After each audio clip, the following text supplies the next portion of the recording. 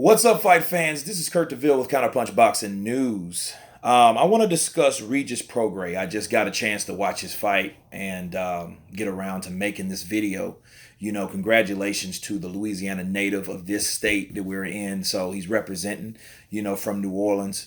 And, congratulations to him for taking on a tough fighter like Jose Velasco. Jose Velasco is an Argentinian fighter, and he showed that he was tough. And one thing I like about it is that Prograis did acknowledge that he was tough. You know what I mean? Yeah, he got 4 knockdowns, but at the end of the day, he gave the guy credit where credit was due. You know what I'm saying? That's what you're supposed to do. That's what real champions do. That's the true character of a fighter. That's good character.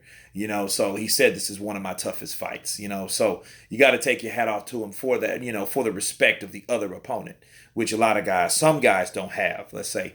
But they matched up. It was a very competitive fight going in, because Velasco came in pot shotting, shooting that right, and then following with that left. And one thing about Prograis, he likes to get hit.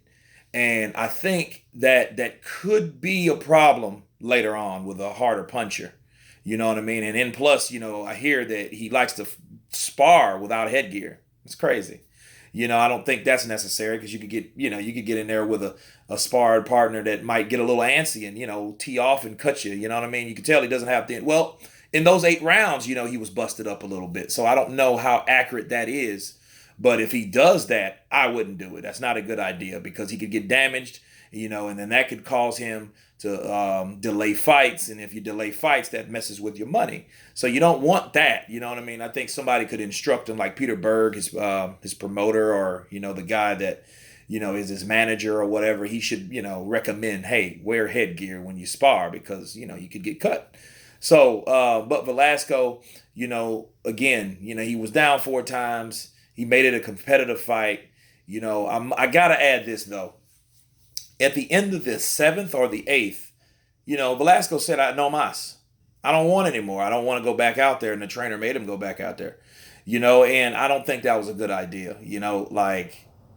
I understand a coach pushes your fighter, but you always listen to the fighter, man. You know what I mean? You don't let a guy get out there and he's saying, dude, I don't want anymore.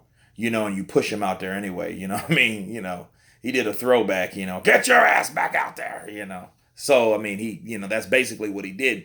Then he took on more unnecessary punishment, but he showed that he was tough at the end of the day. And people will know who that particular guy is, Jose Velasco. He was also undefeated, 20-0 and 12 knockouts. So you got to take your hat off to him, So, but Prograis is a force to be reckoned with. I don't think that he wants some of Jose Ramirez. They mentioned them because he's another champion at 140. But he said he's going to take another route and they're on different paths. So, I don't think that he wants that now. But he did call out Pacquiao and he did call out Lomachenko. So, Lomachenko can come up to 140, but I don't think that's going to happen simply because he had his pound of flesh against Linares, and Linares showed him what a punch is at 135. You know what I'm saying? And I think that Lomachenko really wants to settle in that weight class and acclimate, before thinking about going to 140, taking on a hard thudding guy like Prograis. Because the guy punches hard enough, honestly, to go to 147. And then he's a young upcoming fighter. You don't want to push him along too much and too hard because I've seen that happen to fighters and it wasn't successful. Okay, so I wouldn't recommend that.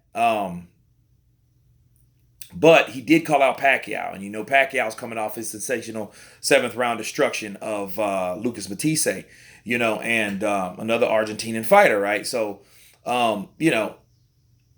so I don't know if he would come to 140 to fight that. That might be a little bit premature, but I do want to see Prograis make some cash because this is prize fighting at the end of the day, and with his punching power, you can make it, very, very interesting.